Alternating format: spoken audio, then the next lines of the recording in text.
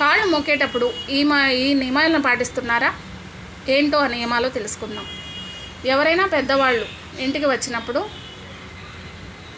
అలా కాళ్ళు మొక్కాలని అయ్యగారులకి నమస్కారం చేసేటప్పుడు ఒక నియమం ఉంది. అది పాటిస్తూ చేయండి. నమస్కారం చేసేటప్పుడు మీ కుడి చెయ్యి వెళ్ళి వాళ్ళ కుడి పాదాలను, అలాగే ఎడమ చెయ్యి వెళ్ళి వాళ్ళ ఎడమ పాదానికి తగిలేలా, అంటే మీరు 2 చేతులు క్రాస్ చేశారంటే అలా కుదురుతుంది. ఎందుకు అలా నమస్కారం చేయాలి? కుడివైపు పాజిటివ్ ఎనర్జీ, ఎడమవైపు నెగిటివ్ ఎనర్జీ ఉంటుంది. కాబట్టి మీ కుడి చెయ్యి వెళ్ళి కుడి పాదానికి, అలాగే ఎడమ చెయ్యి వెళ్ళి వాళ్ళ ఎడమ పాదానికి తాకితే అప్పుడు ఆ సర్క్యూట్ అవుతుంది.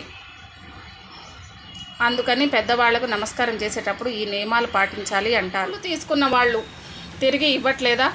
అదేంటో తెలుసుకుందాం. చాలామంది డబ్బులు అప్పుగా ఇస్తూ ఉంటారు.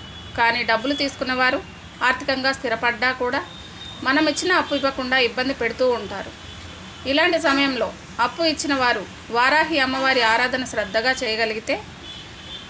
చేయగలిగితే గనుక వారాహి అమ్మవారిని వారిని దారిలో పెట్టి అప్పు ఇచ్చేలా చేస్తుంది. వారాహి అమ్మవారు తీవ్ర దేవతల అలాంటి వారి కొమ్ములు వంచి డబ్బులు కట్టేలా చేస్తుంది. కోట్లు అప్పులుగా ఇచ్చిన వారైనా డబ్బు తిరిగి రాకుంటే వారాహి అమ్మవారు ఆరాధన చేసుకోండి, వెంటనే డబ్బులు వచ్చేలా ఆ తల్లి చేస్తుంది.